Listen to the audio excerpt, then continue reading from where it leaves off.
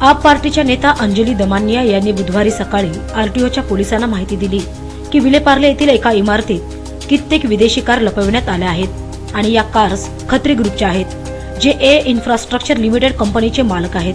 अंजली दमानिया यांनी खत्री यांचे irrigation scam मध्ये देखील नाव घेतले होते.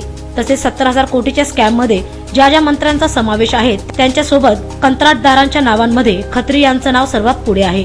अंजली दमानिया यांच्या मते त्यांनी येथील लपविण्यात आलेल्या कार्स विषयी पोलिसांना माहिती दिली होती, परंतु कारवाई करण्यात उशीर झाल्याने येथील सर्व महागड्या कार्स हलविण्यात आल्या, ज्यामध्ये range rover, Ferrari, Mercedes, Gypsy आदी गाड्यांचा समावेश आहे.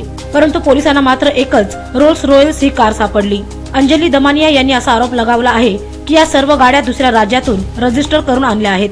अँटी करप्शनकडे मी आधी बोलले होते, दीक्षित साहेबांशी मी आधी बोलले होते की इकडे बऱ्याचशा त्यांच्या गाड्या आहेत आणि मला असं वाटतं की त्या सगळ्या इल्लीगल आहेत, अनरजिस्टर्ड आहेत. तर त्याचे आधी जे फोटोग्राफ्स माझ्याकडे होते त्यातनं मी RTOकडनं चौकशी केली.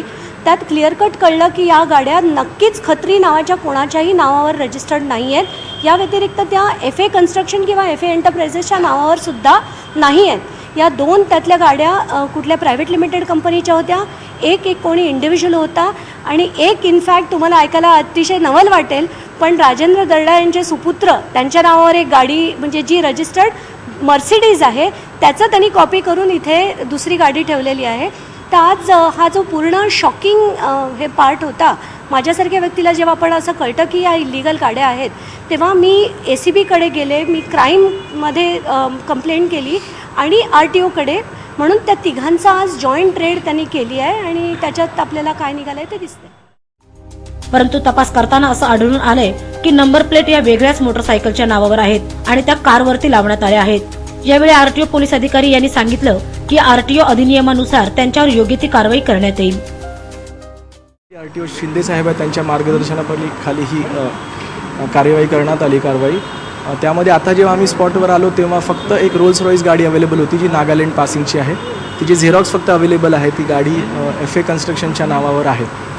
तर ज्या काही गाड्या आहेत ज्या इथे बोगस नंबर्सने चालू शकतील किंवा त्यांच्यावर एक बॉम्बे मोटर व्हेकल ॲक्टच्या अंतर्गत अंडर सेक्शन 12B आम्ही कारवाई करू.